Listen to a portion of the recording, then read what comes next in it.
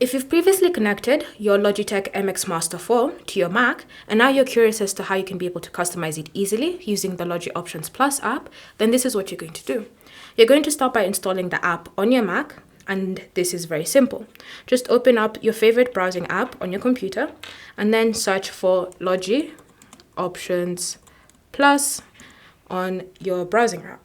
From here, look for this specific option right down here.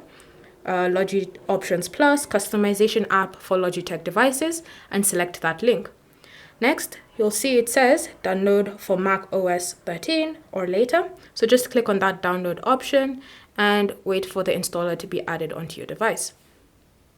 So just choose your destination folder and then select save. And then once it's been successfully downloaded, now you need to ensure that you've set it up correctly on your Mac. So just navigate to the downloads folder or in the Files app, look for the installer, and then just double click on it.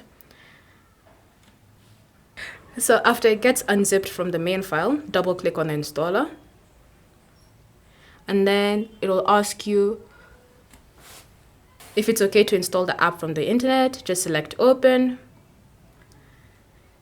And then you'll be prompted to enter in your details to confirm the installation. So simply do so.